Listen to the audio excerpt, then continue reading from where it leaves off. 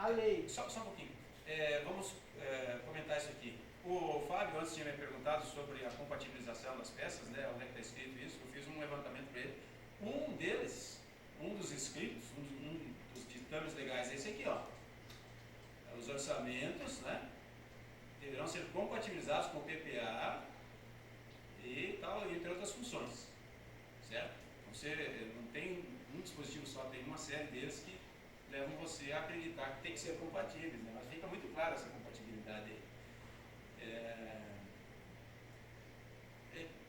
Então, compatibilizar os orçamentos, né? A lei orçamentária terão entre suas funções a de reduzir as desigualdades interregionais segundo critério populacional. Vejam vocês que no texto do PPA não diz objetivos, diretrizes e metas. Se vocês resgatarem a mente, a disposição lá no artigo 65, parágrafo 1º, define que o PPA terá como escopo os objetivos, diretrizes e metas. Que objetivos poderia ter um PPA, gente? É aí que está residindo uma segunda intenção do legislador, de não se fazer mais peças simplesmente contábeis ou de gabinete, mas com objetivos amplos, gerais, talvez até irrestritos, né? Mas com esses objetivos aqui, ó, de reduzir a desigualdade regional. Quando ele fala em objetivo, lá no PPA, pode ser um desses. Então, o PPA terá, pelo menos, objetivos de resultados, e um deles é esse aqui, a redução da desigualdade regional. Mas tem outros objetivos, talvez o legislador quis deixar bem explicitada essa situação, né? E o oitavo? A lei orçamentária anual não conterá dispositivo estranho à previsão da receita e à fixação da despesa, não se incluindo na proibição a autorização para abertura de créditos suplementares e contratação de operações de crédito, ainda que por antecipação de receita nos termos da lei. Olha, aqui a gente vê algumas normas com relação à construção de um orçamento, né? Isso, inclusive, nos leva depois à comprovação de mais um princípio orçamentário. Nós vamos ver no assunto seguinte. O que é estranho ao orçamento? Tudo aquilo que não é relativo a ingressos de recursos e depois gastos, né? Não pode. Mas o autor, a legislação, melhor dizendo, permite a inclusão de autorização para abertura de créditos suplementares e contratação de operação de crédito. Quer dizer, basicamente a lei orçamentária é receita de um lado e despesa de outro, mas nada impede de que se adicione essas autorizações aqui. Isso seria matéria estranha ao orçamento. Uma autorização para que o município possa contratar a operação de crédito. Tanto é verdade que hoje, para pegar uma operação de crédito, você precisa de uma lei específica. Então, isso aqui cai em desuso. Você colocar na peça orçamentária a autorização. Concordam comigo? Não precisa de em dois lugares. Ainda que por antecipação de receita. Já falamos a diferença entre essas operações de crédito? Operação de crédito, essa considerada normal para investimento, e a operação de crédito por antecipação da receita? Não falamos, né? Então, claro, isso vale mais para aqueles que não são da área. Os municípios têm duas opções de fazer um empréstimo.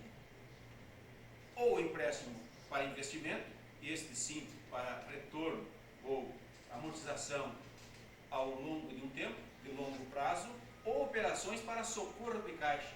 Estas são as operações por antecipação de receita, as chamadas ARO. Não vão pensar que eu estou falando de bicicleta. ARO é antecipação de receita orçamentária. E essas AROs têm regras novas, editadas na LRF. Entre elas, a de que no último ano de governo não pode ser feita, ela só pode ser feita a partir do 10º dia de cada ano, tendo que ser resgatadas todos os anos. São regras novas. Na época boa do Humberto, não tinha essas regras. Não é, Humberto? Que regras existiam?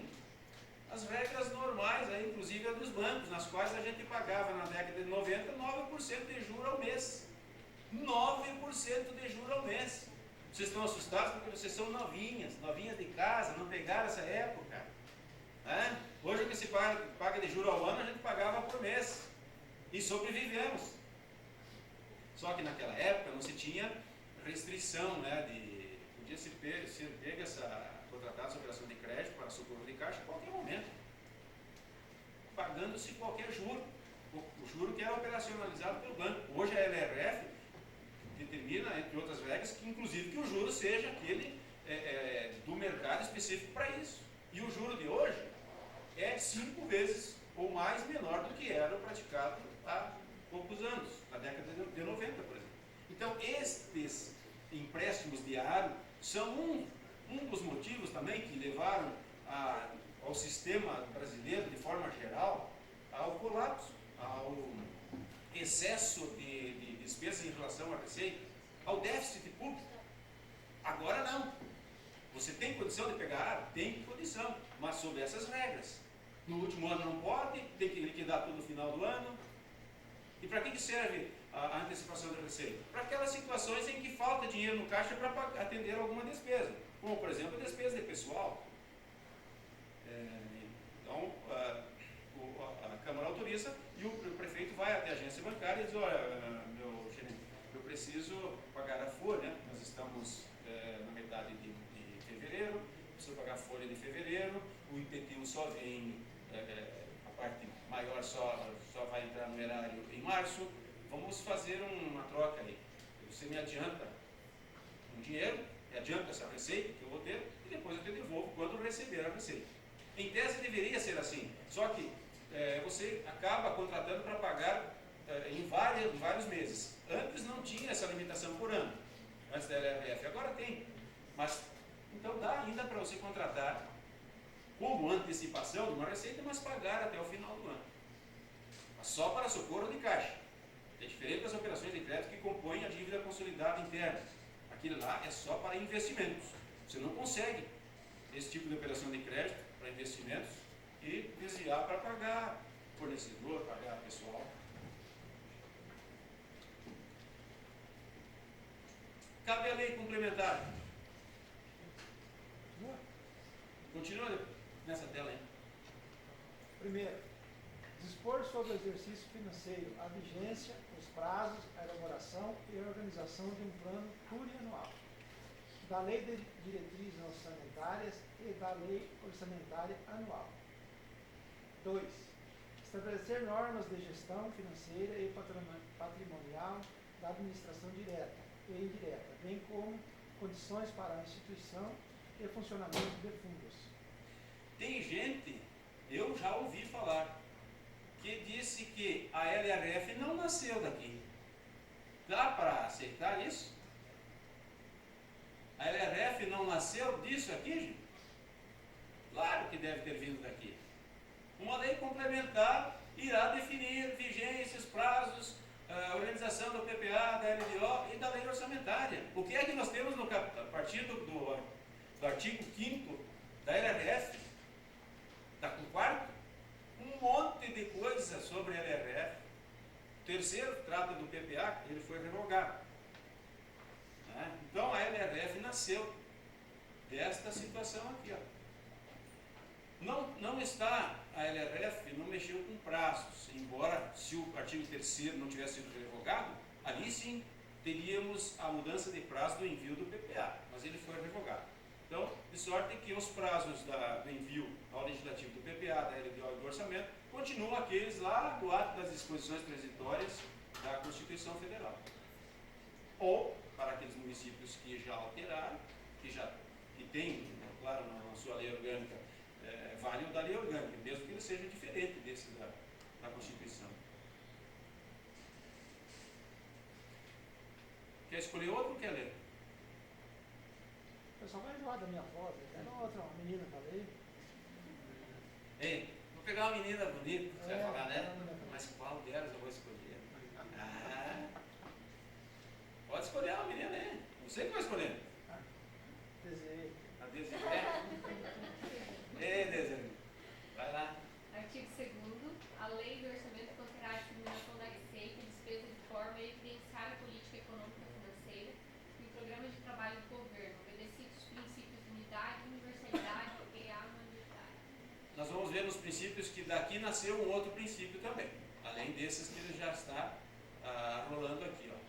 Conterá a discriminação da receita e despesa, de forma a evidenciar a política econômica financeira e o programa de trabalho do governo. Isso aqui é texto que vem lá de tempos antigos, eu estive analisando. Desde antes de 64 já vem isso aqui. Se bobear ainda, vem lá de 1922 do Código de Contabilidade Pública. Tem algumas coisas que são herança, né? Os textos não vão mudando muito ao longo do tempo. Mas o fato é que claro, orçamento e receita do lado, despesa do outro, mas eles têm que estar dispostos de forma a evidenciar a política econômica financeira e o programa de trabalho. Quer dizer, o orçamento não pode ser montado de uma forma que não dê conhecimento dos programas de trabalho, que não dê conhecimento de onde o prefeito quer chegar com o próprio orçamento. Claro que, como os orçamentos são feitos da mesma forma, é padrão, né? Então entende-se que isso aqui está atendido. Programa de trabalho, o que é? Programa de trabalho é os projetos, atividades, não são? Então, estão evidenciados os projetos de atividades que refletem o quê, Humberto? As ações lá atrás do orçamento. Então, em tese, a gente está atendendo isso, né? Bom, o orçamento vai ser complementado ou estruturado desta forma aqui. Tá? Integrarão a lei do orçamento. Isso aqui é texto da Lei 4.320. Sumário geral da receita por fontes e das despesas por funções de governo. Então, todos aqueles relatórios que vocês veem que compõem aquela peça chamada orçamento, que às vezes é dessa idade, assim, né? Toda aquela burocracia, aqueles elementos técnicos, aqueles anexos, eles vêm originalmente daqui, tá? Da Lei 4.320, do artigo 2º. Sumário geral da receita. Tá? É só um anexo que mostre por fontes tributária, de contribuição, patrimonial, né? De um lado, não precisa vir discriminado nesse sumário. E as despesas por funções. Já dá para o vereador uma noção geral do município. Por fonte, quanto vai ser arrecadado? Fonte tributária, fonte isso, fonte aquilo. E do outro lado, o gasto total, naturalmente, mas por funções apenas. Quadro demonstrativo da receita e despesa segundo as categorias econômicas, na forma do anexo 1. A gente não tem aqui o anexo 1, depois eu vou mostrar. Mas a Lei 4.323 demonstra como deve ser feito este anexo 1. Receitas por categoria, vocês sabem quais são as categorias, né? Correntes e capital. E as despesas também. Então, é um relatório genérico, geral, tá? Por enquanto não se desce a miudeza, não se desce aos pormenores. Quadro discriminativo da receita por fontes e a respectiva legislação. Então, temos que demonstrar as fontes de arrecadação e mostrar o que é que estamos autorizando a cobrar. Tem que estar lá no orçamento. Isso todo mundo faz. Quadro de dotações por órgãos do governo e da administração. Acompanharão também a lei do orçamento. Quadros demonstrativos da receita e planos de aplicação dos fundos especiais. Então, os fundos especiais têm um tratamento todo especial. Precisa ser mostrado, demonstradas as receitas e as despesas desses fundos. Quadros demonstrativos da despesa na forma dos anexos 6 a 9. Esses anexos de 6 a 9, eu vou mostrar depois alguns montados, eles vão revelar a receita e principalmente a despesa sim, em diversas situações, né? Por natureza de despesa, por função de governo. Bom, eu vou mostrar a vocês.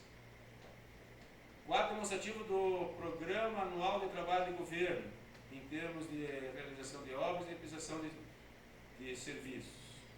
Os programas de trabalho são os projetos de atividade.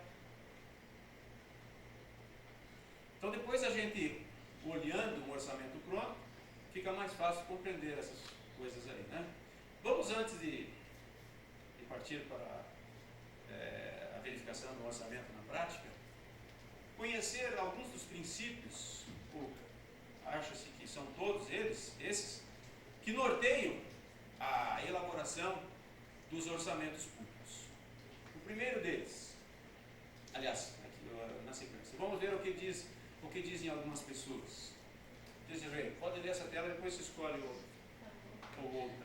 Os princípios orçamentários, segundo Sanches, são um conjunto de proposições orientadoras que balizam os processos e as práticas orçamentárias, com vistas a dar-lhes estabilidade e consistência, sobretudo no que se refere e à sua transparência e ao seu controle pelo Poder Legislativo e pelas demais instituições da sociedade.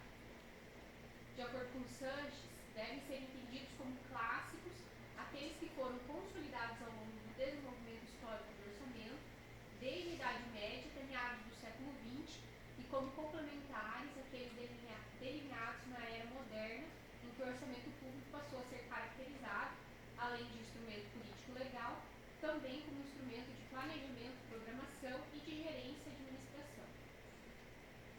O conjunto de proposições orientadoras que balizam os processos e as práticas orçamentárias. Em tudo que é área, até na medicina existem princípios, né? E na área pública, principalmente na questão do planejamento e orçamento, nós temos que atender a alguns princípios.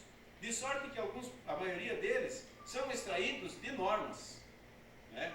Eles não são vamos dizer assim, de uma construção ao longo da história, mas sim de definições da lei.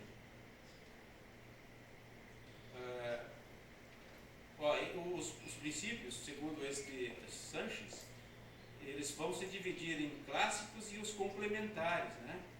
Os clássicos são aqueles consolidados ao longo do tempo, mas os complementares vêm de um período moderno, eles praticamente vêm de legislação.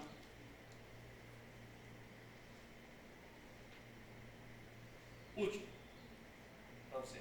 Todos esses princípios encontram-se acolhidos em maior ou menor grau na ordem jurídica brasileira, alguns na própria Constituição, outros na Lei 4.220/64, no Decreto-Lei nº 200 de 67, nas leis e diretrizes orçamentárias da União dos últimos anos e, recentemente, na Lei Complementar 101 de 2000, conhecida como Lei de Responsabilidade Fiscal. Então, a maioria dos princípios são originados de legislação antiga ou atual, né?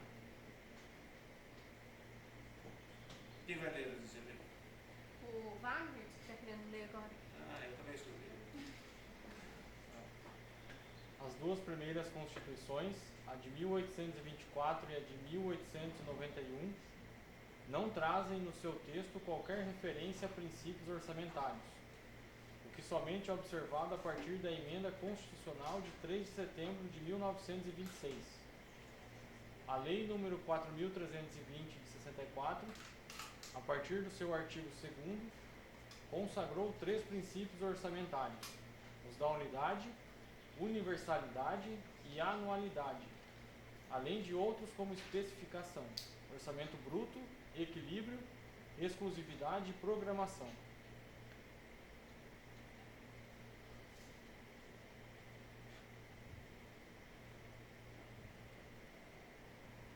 Agora nós vamos ver então todos esses princípios que foram arrolados aqui. Segundo o mesmo autor, os princípios orçamentários clássicos seriam, Wagner, anualidade ou periodicidade, clareza, especificação ou discriminação, exclusividade, não vinculação ou não afetação de receitas, prévia autorização ou legalidade, publicidade, unidade, universalidade. E os complementares, equilíbrio, exatidão, flexibilidade, programação e regionalização. São vários os princípios, nós vamos ver um a um agora. Anualidade. Giacomoni afirma que a origem mais remota desse princípio está na regra de anualidade do imposto, que vigorou na Inglaterra antes mesmo do surgimento do orçamento. O princípio da anualidade, como o próprio nome indica, supõe um período de tempo de 1 ano, mas não quer dizer que este coincida com o ano civil. Silva informa que assim não é em vários países. Alemanha e Grã-Bretanha, de 1º de abril a 31 de março, Estados Unidos e Itália, de 1º de julho a 30 de junho. O mais comum, contudo, é a coincidência com o ano civil. Então, pelo princípio da anualidade, o orçamento tem validade para 1 ano. No caso brasileiro, há coincidência do ano civil com o ano de vigor do orçamento, mas não são todos os países em que há essa coincidência, como é o caso da Alemanha, dos Estados Unidos e da Itália. Clareza. Sanches. Princípio orçamentário clássico, segundo o qual a lei orçamentária deve ser estruturada por meio de categorias e elementos que facilitem sua compreensão, até mesmo por pessoas de limitado conhecimento técnico no campo das finanças públicas. Para Giacomoni, ao cumprir múltiplas funções, algumas não técnicas, deve ser apresentado em linguagem clara e compreensível a todas aquelas pessoas que, por força de ofício ou por interesse, precisam manipulá-lo. O orçamento precisa ser claro, mas convenhamos, com a estrutura técnica que nos foi dada, a montagem dele nem sempre deixa ele como um elemento com clara transmissão vamos dizer assim, dos seus números em informações. Essa que é a verdade, né? Então, nós temos que fazer um orçamento claro? Sim. Ele está até dizendo aqui, por meio de categorias e elementos que facilitem a compreensão, mas aquilo está dado nas normas, nós estamos fazendo de acordo com aquilo. Não podemos fugir disso. Agora, com relação ao orçamento, às dotações orçamentárias, o projeto de atividade, você não pode colocar um projeto de atividade genérico, né? Aí ele vai atingir até outros princípios. Especificação. Mais 2 princípios e você passa a bola. Princípio orçamentário clássico, de caráter formal, segundo o qual a receita e despesa públicas devem constar do orçamento com um satisfatório nível de especificação ou detalhamento, isto é, elas devem ser autorizadas pelo legislativo não em bloco, mas em detalhe. A observação deste princípio possibilita a inibição de autorizações genéricas que deem ao executivo demasiada flexibilidade e arbítrio na programação da despesa. A Lei nº 4.320 de 64, nos seus artigos 5º, a Lei de Orçamento não consignará dotações globais destinadas a atender indiferentemente a despesas de pessoal, material, serviços de terceiros, transferências ou quaisquer outras, ressalvado o disposto no artigo 20 e seu parágrafo único. E 15. Na Lei de Orçamento e discriminação de despesas, far-se-á no mínimo por elementos. O mesmo vale para a estimativa da receita, que deve ser feita com um nível satisfatório de discriminação, de tal forma a possibilitar ao legislativo a identificação pormenorizada da origem dos recursos. Por esse princípio da discriminação, nós temos que discriminar receitas e despesas de forma a elucidar melhor essas situações, a demonstrar nos seus pormenores a receita. Não dá para, por exemplo, não dá para se mandar uma peça orçamentária com valores sintéticos. Você tem que abrir isso aí. Na verdade, vocês têm a obrigação de abrir essas receitas até o seu último nível. Claro, tem relatórios sintéticos, mas tem os analíticos. E a despesa é a mesma coisa, não dá para fazer uma despesa global. Despesa de manutenção de todos os departamentos da prefeitura. Não é assim, tem que abrir. Cada secretaria você vai abrir uma dotação de manutenção dos departamentos que pertencem àquela secretaria um por um. Né? Não se permite fazer dotação globalizada para atender diferentes despesas. Tem que haver um regramento, uma discriminação mesmo, seja ela por secretaria, por departamento. É isso que ele quer dizer. Exclusividade. Como ensina Sanches, o princípio da exclusividade é um princípio orçamentário clássico, segundo o qual a lei orçamentária não conterá matéria estranha à previsão da receita e à fixação da despesa. Até aqui você só poderia colocar receita e despesa lá no orçamento, né? Pelo princípio da exclusividade. Mas aí entrou lá a Constituição que mudou um pouquinho, fez alguma exceção. Vamos ver. Este princípio consta do texto constitucional desde 1926 e perdurou em todas as constituições subsequentes. Na Constituição vigente tem a seguinte redação: artigo 165, parágrafo 8.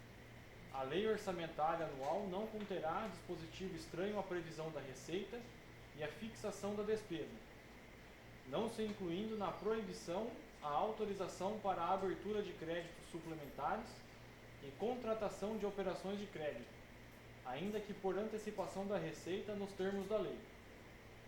Antes da constitucionalização do princípio da exclusividade, os orçamentos brasileiros eram recheados de dispositivos de natureza diversa do seu conteúdo financeiro, constituindo as famosas caudas orçamentárias da Primeira República.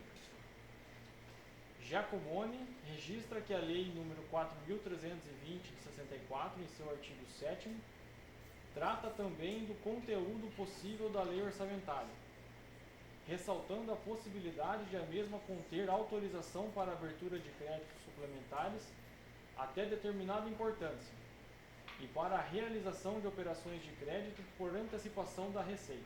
Princípio da exclusividade, exclusivamente matéria de receita e despesa. Né? Segundo o autor, eu não vi isso, né? Em outros períodos se incluíam vários dispositivos, se agregavam dispositivos à lei orçamentária que, em tese, não estariam diretamente ligados com receita e com despesa. Não pode mais, com exceção dessas duas dadas aí pela Constituição, tá? Essas da operação de crédito e abertura de créditos suplementares. Não vinculação... Quer passar para ver? Pode ser. Passa para outro. Para o nosso colega. De dedo, assim, nosso colega. Não vinculação, não afetação de receitas. Princípio orçamentário clássico, também conhecido como princípio da não afetação de receitas, segundo o qual todas as receitas orçamentárias devem ser recolhidas ao Caixa Único do Tesouro, sem qualquer vinculação em termos de destinação. O princípio constitucional, no entanto, tem pouca aplicação, tendo em vista que as normas jurídicas e do direito econômico já vinculam boa parte das receitas. Tá, não precisa ler o restante. Princípio da não vinculação. Hoje nós podemos vincular receitas no orçamento? Nós podemos vincular receitas? Sim e não. Temos um não e um sim. Vocês disputam aí no pavilhão. É obrigatório hoje, né? Exceto as constitucionais. Agora você complementou a sua. Então agora você tem razão e ela também. Ela disse que pode. Ela naturalmente que está se referindo à vinculação das receitas constitucionais, da saúde e da educação. Nós estamos falando de fonte, Humberto. É a vinculação de uma determinada receita a um determinado gasto. É diferente da vinculação das fontes, né? É totalmente diferente. Eu não posso dizer assim, o IPTU da Vila A, eu vou gastar na Vila A. Você pode até combinar com o povo de lá, na prática, mas no papel não pode ficar flagrante isso. Isto é proibido. As únicas duas vinculações possíveis no orçamento são, possíveis não, são obrigatórias, são aquelas duas, da saúde e da educação. X% da receita vai para a saúde, X% de determinadas receitas vai para a educação. Isso aí está flagrante. Nós temos que fazer. Mas eu não posso pegar o ISS e vincular ele para ser gasto lá pelo orçamento, criar uma dotação orçamentária de melhoria sei lá, de alguma coisa das empresas que pagam ISS. Não. ISS, assim como os demais tributos, são livres. Não podem ter uma destinação específica, salvo a educação, a parte que cabe à educação e à saúde.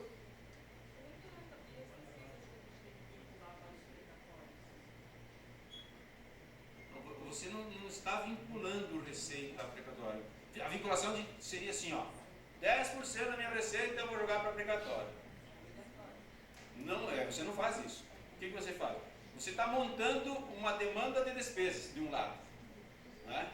Você tem uma demanda de despesas. Algumas são fixas, algumas são obrigatórias. Essas terão preferência na alocação de recursos. Então vocês têm as obrigatórias primeiro e depois as discricionárias. 100 milhões. E você olha para a despesa, para a receita e tem previsão de 90 só. Você tem que deixar as obrigatórias, obrigatoriamente, constando no orçamento. E vai tirar os 10 das discricionárias. Né? Então, você não está vinculando receita com obrigatório. Você é obrigado a colocar ele lá.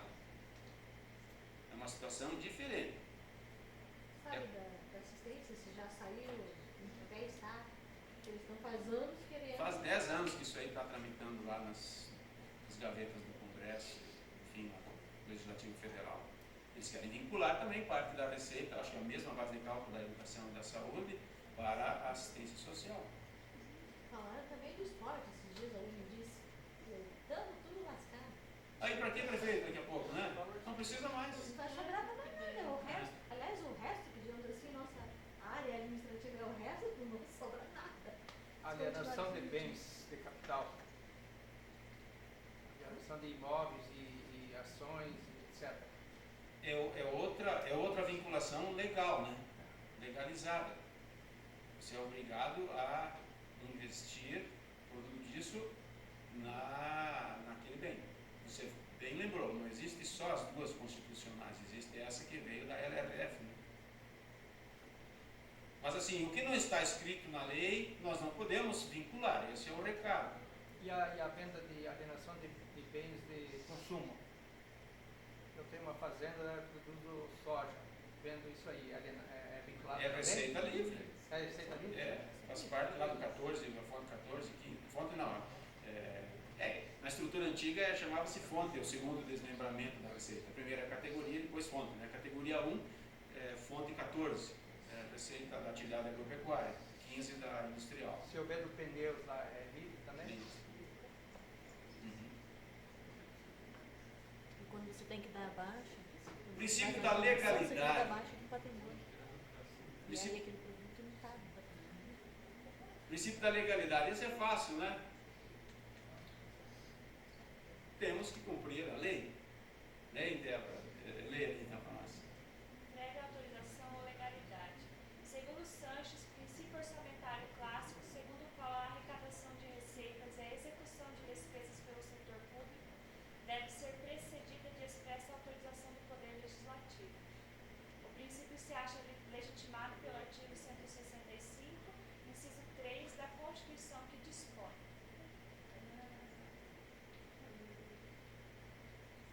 Perdeu a fala?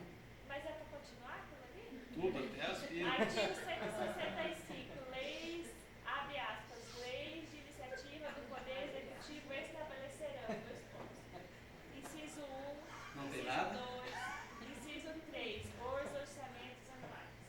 Me diga uma coisa, qual é o teu sobrenome? Conhecido de alemão, né? Teimoso. Não é, né? Mas deve conviver com alemão. Eu brinco, eu também sou alemão, né? Gente, claro que para começar, para você colocar alguma coisa no orçamento, estimar uma receita e fixar a despesa, você precisa ter uma autorização para, primeiro, ter a competência de instituir esses impostos e também para começar a arrecadar e gastar. Esse princípio da legalidade é isso. Né? Segundo o qual a arrecadação das receitas e a execução de despesas deverá ser precedida de autorização do poder público para fazer isso. Não podemos colocar nada lá no orçamento que não seja legal, ou seja, nós podemos cobrar o ISS? Sim, podemos, existe a lei que criou o ISS, as regras e tal, né? Nós podemos cobrar tal coisa, sei lá, um serviço, não sei o quê, foi criado por lei? Não, então não pode colocar no orçamento. Tá? Princípio bem fácil de se aceitar, né? Princípio da publicidade. Débora. Princípio orçamentário clássico, segundo o qual as leis de natureza orçamentária, loas e créditos adicionais, como qualquer outra lei, só adquirem validade depois de publicadas em veículo com abrangência suficiente para propiciar o conhecimento do seu conteúdo pelos funcionários públicos e pela população em geral. Mais do que um princípio orçamentário, é um princípio constitucional que norteia todos os atos da administração pública, em complemento ao aspecto formal, incluindo atos relativos a pessoal e os de natureza financeira, patrimonial e contábil. O maior objetivo desse princípio é oferecer o caráter informacional aos atos públicos, na busca da tão propalada transparência dos gastos públicos. Acho que é propagada, né? Não, propaganda. É? Tá, é uma palavra nova, não sei o que. Essa regra está prevista no artigo 37 da Constituição Federal, quando estabelece os princípios de administração pública, legalidade, impessoalidade, moralidade, publicidade e eficiência. No entendimento de Silva, a publicidade é um princípio básico da atividade do poder público no regime democrático, aplicando-se também ao orçamento, que é a peça fundamental da atividade governamental. Na verdade, no poder público nada tem validade se não for publicado. É um princípio clássico, antigo. E agora, mais do que nunca, a própria LRF já trouxe a obrigatoriedade de se dar publicidade a outras situações, né? Sim, Fábio. Professor, uma curiosidade que eu sempre tive ao ver as publicações dos orçamentos é que, por exemplo, ele tem a data de publicação, por exemplo, 24 de dezembro do ano corrente, só que ele é para o ano seguinte. E na publicação diz que